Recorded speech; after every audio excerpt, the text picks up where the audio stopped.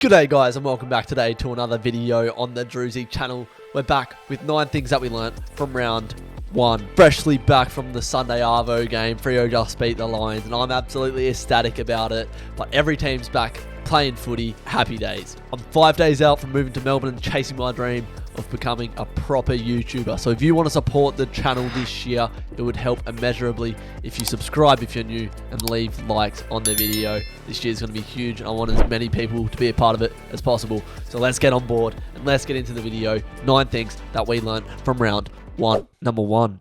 Carlton are the new Collingwood. Carlton have won their last 6 games by less than a goal, which is exactly what Collingwood were so infamous for in 2023. Even though the Blues weren't at their best and Richmond played a really good game, it just sort of felt like Carlton were always going to win it. When the game was in the balance, the Blues just managed it well. They put Curnow behind the ball just to get that extra number and make sure that nothing crazy was going to happen at the end of the game. But you think back to a couple years ago where Carlton didn't have that game management, particularly in that last game of 2022 against Collingwood where they were in the driver's seat to make finals and then they dropped out.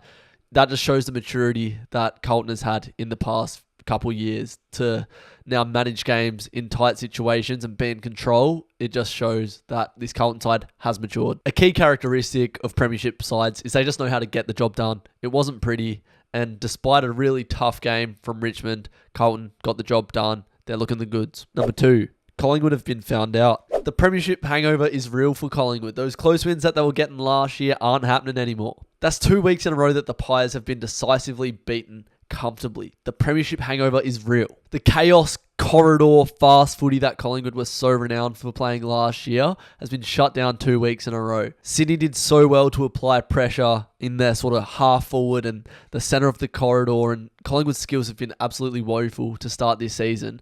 It's been easy for sides to create the turnover and then create easy scores from that. The amount of goals that Sydney just walked in, Logan McDonald in the goal square just boot one into the Yarra, was ridiculous. It was so easy for Sydney. I'm not saying Collingwood won't bounce back. It may take some time, but they could just get humming halfway through the year and roll into finals in great form. But they are definitely hungover at the moment, and Sydney are the headache. Their skills are terrible at the moment. They're turning the ball over far too much. And I think you can make a point that Collingwood are really missing Jack Ginnivan. Just his bite and his general just character. A player that you hate to play against, but you love to have on your team because he brought a lot and he's doing really good things at Hawthorn from what I've seen so far. Schultz did okay, kicked 2 goals, but didn't make much of an impact other than that. Collingwood are hungover and they've got some problems to deal with real quick. Number 3.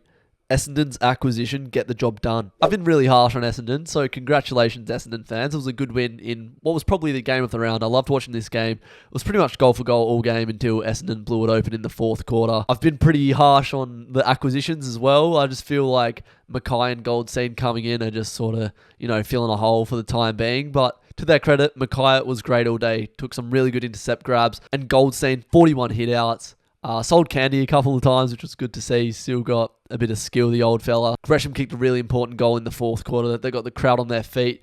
Dersma will take some time, but Goldstein gave first use to the mids all day. Caldwell and Archie Perkins had massive days at the office. And I like that. I like Perkins playing in the midfield more. Merritt, he can't do it all the time. Caldwell has talent. He's had some injuries in the past few years, so hopefully Essendon can get some continuity through the middle of the ground, and hopefully Todd Goldstein has a few years left in him to put that to work. So good win, Essendon. You're on the board. Number 4. GWS are the full package. I know North Melbourne aren't a good side, but GWS made this game look like an actual training drill. Stephen Coniglio is such a pleasure to watch at this point in his career. The run that he provides off halfback, the handball chains, the orange tsunami, such a pleasure to watch. But GWS, they just have firepower all throughout this side. Their back is rock solid. Their midfields get the job done, and it just leads to so many opportunities for their forwards who are absolutely thriving at the moment. Hogan had 6. Brown had another good game. Toby Green hardly had to get dirty at all. And then they've got a number 1 pick in Cadman there as well. So absolutely the full package GWS. Definitely my premiership favourites at the moment. Both New South Wales sides looking very good. What can you say about the Giants? They're outstanding. Number 5. Ross Lyon footy never changes. In my season predictions, I said this. Just a classic Ross Lyon side.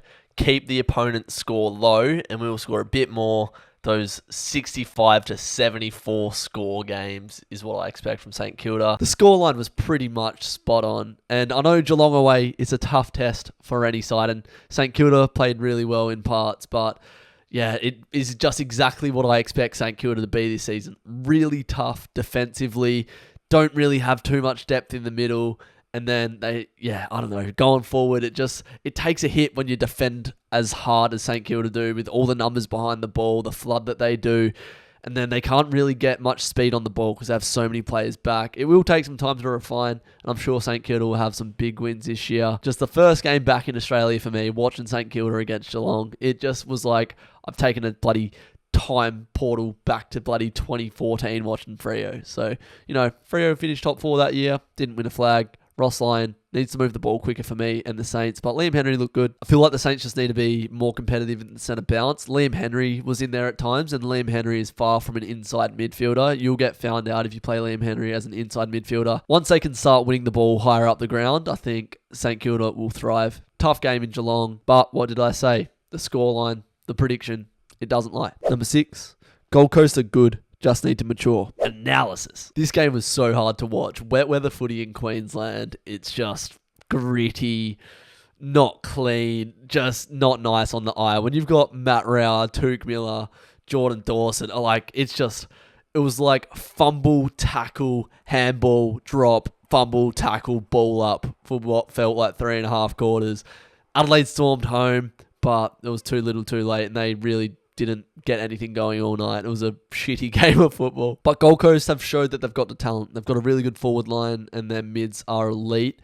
But that's 2 weeks in a row now they've got out to a lead and then let the other team come back into it, which is not ideal. 2 wins on the board for Gold Coast. They're loving life under Damien Hardwick. Just need a bit more maturity. Like I was saying about Carlton earlier, a few years ago, couldn't manage games. So once Gold Coast have that game management and more time under Hardwick, they're going to be very good. 2-0, chalk it up. Gold Coast, great start to the season. Number 7, you'd be silly to write off the Ds. The Ds looked back to their best today against the Bulldogs. It was a bit of a slow start, but once they got their teeth into the game, they looked like the Ds of old. For all the talk about Clayton Oliver, he looks like he's enjoying his footy a lot. Christian Petrarca's had a massive off-season, and you can see it paying dividends. He was best on ground for me. They're dangerous off the turnover. They were winning the ball up higher up the ground and putting the Bulldogs to the sword. They pretty much nullified them in the second and third quarter, the Ds. It was a very impressive win. Van Rooyen and Ben Brown kicking snags left, right and centre as well, which is good to see. The Ds have gone flag, top four. I wouldn't be writing off the Ds just yet. Number 8. Captain Connor leads by example. Connor Rozee was clearly the best on ground against West Coast. 27 touches to go with 2 goals and 10 marks. The captain is rising to the occasion. When the captain struggles, the whole team struggles. And it was clear that Tom Jonas was far from his best in the tail end of his career. And same as Alex Pearce for Freo, from a Fremantle fan's perspective, when he's fumbling and he's not playing his best footy, the whole team panics. So when you give the captaincy to the best player or one of the best players on your list in Connor Rozee, you'll see the whole side lift. He's just such a silky Jedi to watch, Connor Rozee. I love watching him go about it. Just looks like he enjoys his footy. Him and Butters, what a partnership they are. Comfortable win against West Coast, which was probably expected, but it's just good to see Connor Rozee, such a young player, step up to the plate and perform. And number 9, Flagmantle are back. Yes! Freo footy's back winning at Optus. They just missed me last season. The heart and soul of the club wasn't in Australia, so neither were Freo. They weren't in the comp last year at all. In the first quarter, I just thought, we are just confirming everything that our doubters say about us.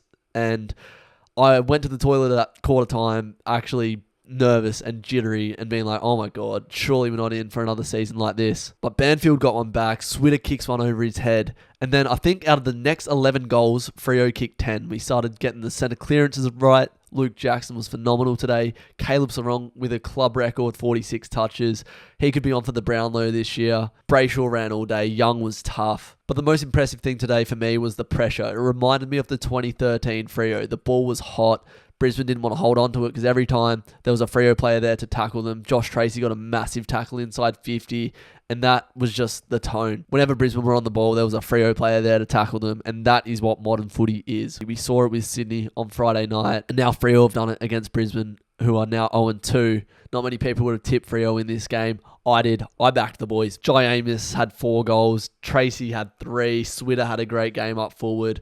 Alex Pearce didn't put a foot wrong as captain. Luke Ryan had 33 touches and was grafting all day. 3 injuries, Brennan Cox, McDonald and Carl Warner is not good. Let's hope that we can see them back very soon. But why not just absolutely buy in to Flagmantle? It's back. We've beaten Brisbane at home. Come on. We're back on. And there's 9 things that we learnt from round 1. I hope you enjoyed the video. Before you click off, if you'd be so gracious to leave a like, it would help the channel massively. And tune in to the next video. I'll be living in Melbourne as of Friday. Exciting times ahead for the channel. And I hope you're all on board for the ride. I appreciate you watching and I'll see you in the next video. Until then, take care, you plonkers.